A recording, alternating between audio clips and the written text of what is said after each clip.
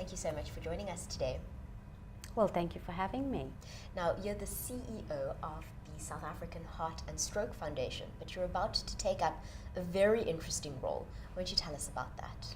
Yes, well, interesting and daunting at the same time.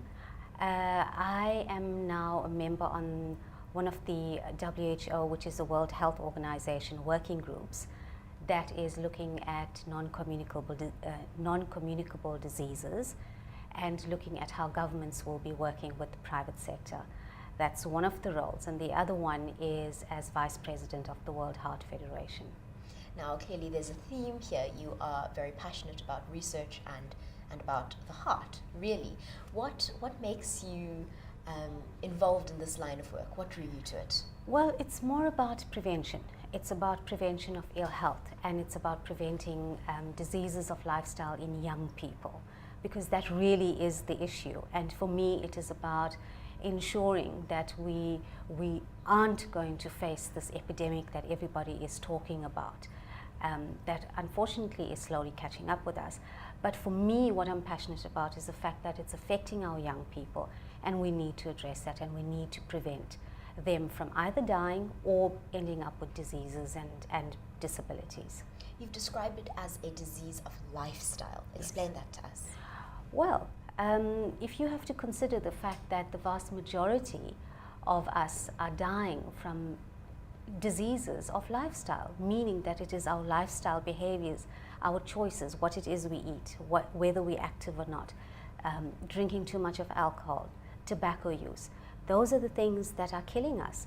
In fact, it is what we call the global killer. These are killers for the reason that, you know, we're all going to die at some stage, but these are not deaths that we're looking at in a 70 or 75-year-old. We're looking at people who are in their 30s and their 40s. So young people who are dying prematurely from diseases that are caused by the way we live and the choices we make. Let's go to the South African context now. Is this something that is really prevalent in our country? Are you seeing younger and younger people battling through lifestyle-related diseases? Yes, absolutely.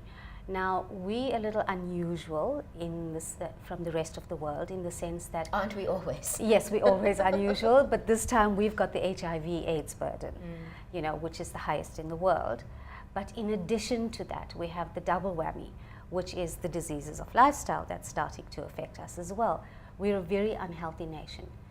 And the other unusual fact about us is the fact that we've got this large group of people who are transitioning from the lower, poorer sectors into, from the rural areas into urban areas, and then the growing middle class sector as well. And these people are adopting the unhealthy lifestyles.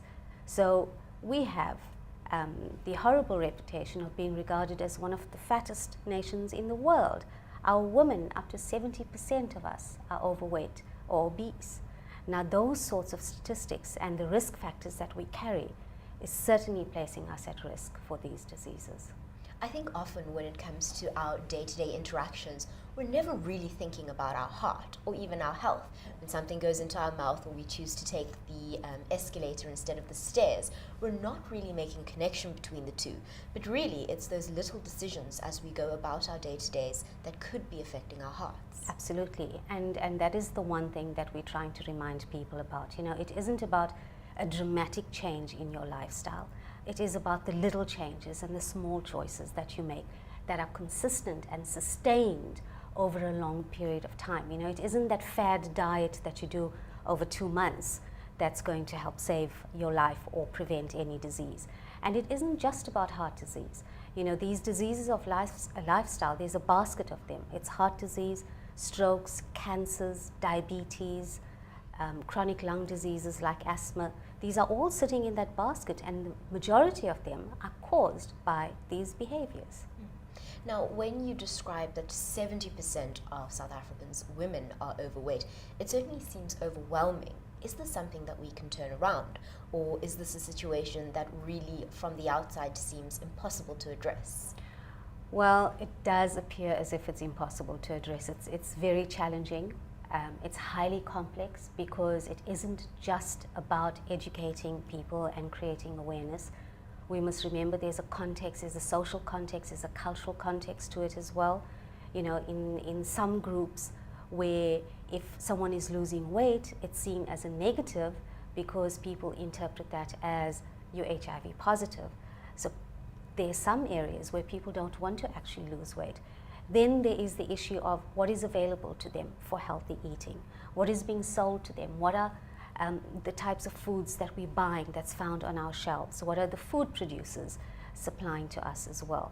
So it's very, very difficult, but it can be done. The first world is starting to address it, and they're starting to see declining numbers. So we can do it. If they can do it, so can we, except we need to do it together, collaboratively.